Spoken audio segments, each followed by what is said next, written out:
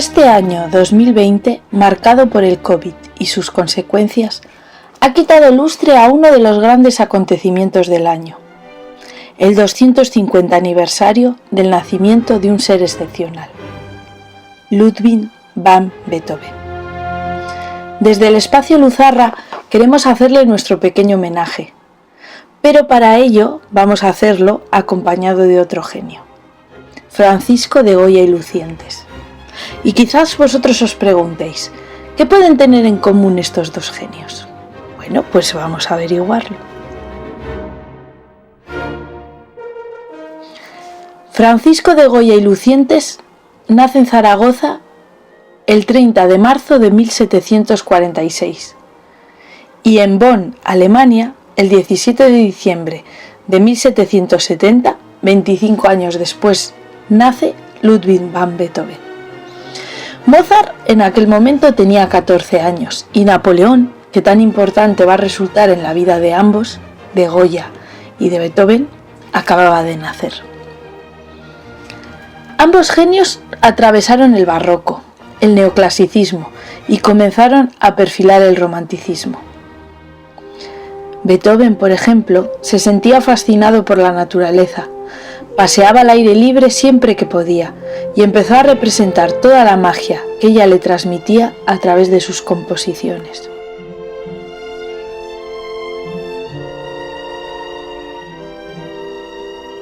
Goya franquea el periodo del barroco y empieza a intuir una concepción más dinámica del universo a través de su pintura y se va acercando también al romanticismo.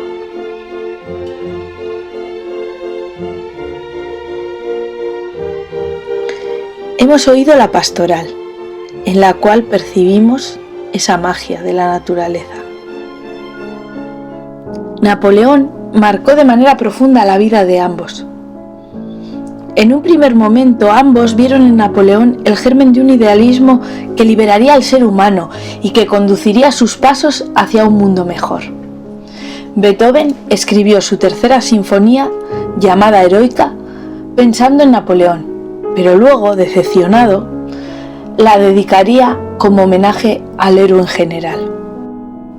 Goya también sintió ese idealismo, pero luego vivió los horrores que la guerra de la independencia trajeron a su pueblo y los plasmó en sus famosas pinturas negras.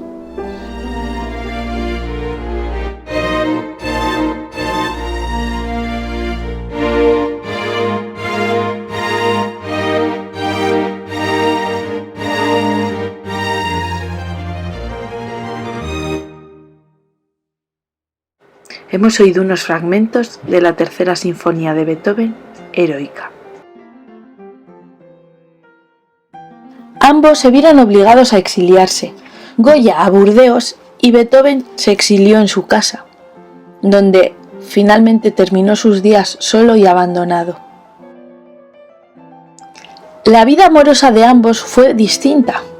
Mientras que Beethoven solo cosechó desengaños amorosos y no se le conoce ningún amor salvo ese famoso amor inmortal del que habla en su testamento, Goya en cambio se casó y tuvo 8 hijos, de los cuales únicamente le sobrevivió uno.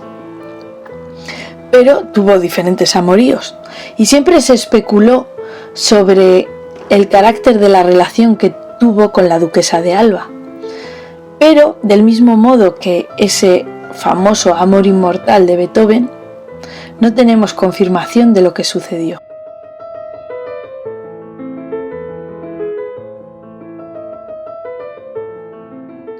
Ambos compartieron un padecimiento común que les causó gran dolor: la sordera.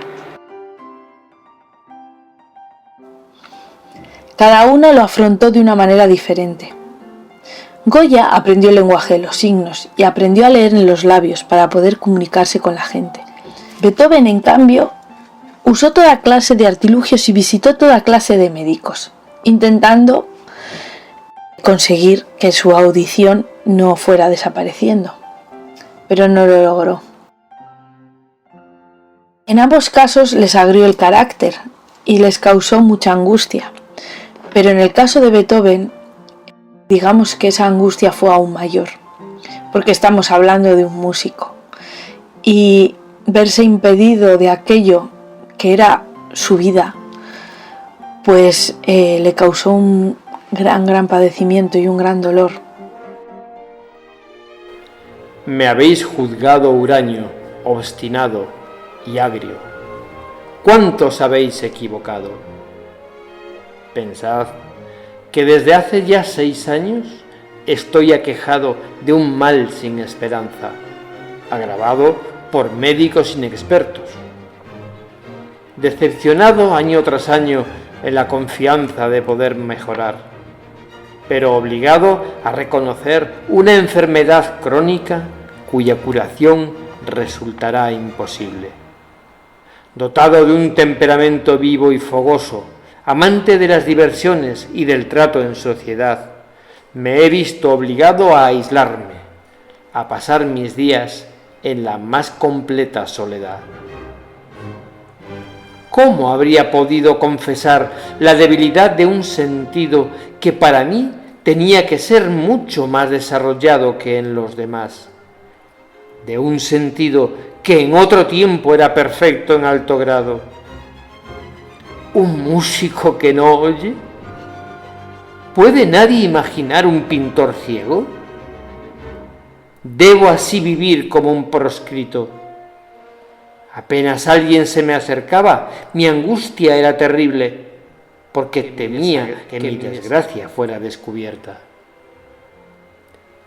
¡Qué mortificación cuando alguien se ponía junto a mí y oía de lejos una flauta cuyas notas yo no podía percibir, o el canto de un pastor que tampoco llegaba a mis oídos! Tan desesperado llegué a estar que poco faltó para quitarme la vida. Tan solo el arte me mantuvo y me dio conformidad. Me pareció imposible abandonar el mundo antes de haber realizado en la vida todo lo que tenía que realizar, antes de haber dado forma a todo lo que llevaba en el pecho.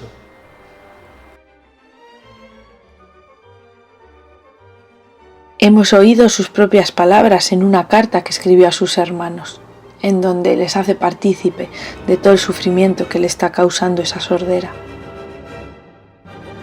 A pesar de estos padecimientos y este dolor profundo que hemos oído en las palabras de Beethoven, nunca dejó de luchar. Del mismo modo que Goya, ambos amaron la libertad, tuvieron unas ansias de aprender siempre y no dejaron ni un solo momento de desear la hermandad de toda la humanidad. Se refleja en cada una de sus obras, pero sobre todo se ve en sus últimas obras. Goya, en su última obra, La lechera de Burdeos, aunque la oscuridad parece rodear a la muchacha, hay un brillo de luz y una esperanza en sus ojos que nos dejan esa chispa que siempre estuvo en Goya. Y Beethoven, por ejemplo, jamás abandonó el deseo de poner música al poema de Schiller. Y en sus últimos años lo logró, consiguió llevarlo a cabo, como colofón a su 9ª sinfonía. Y se trata de su famoso himno a la alegría. Es la música para el poema de Schiller. Es un canto a la humanidad y es un canto a la hermandad.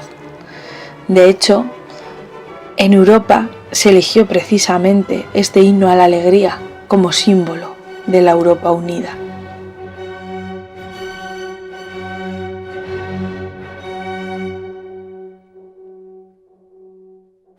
Durante el confinamiento, los músicos de la orquesta de Rotterdam tocaron este himno de la alegría, cada uno desde su casa.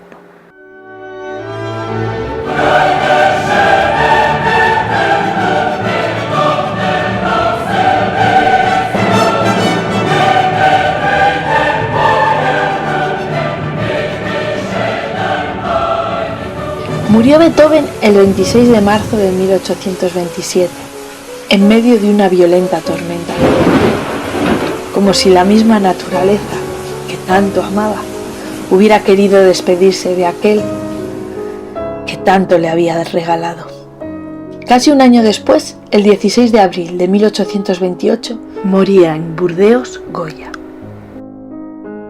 Pero realmente no podemos decir que haya muerto, porque nos miran, ya sea desde sus cuadros o cada vez que la música de Beethoven toca nuestro corazón y nos recuerdan aquello por lo que vale la pena vivir.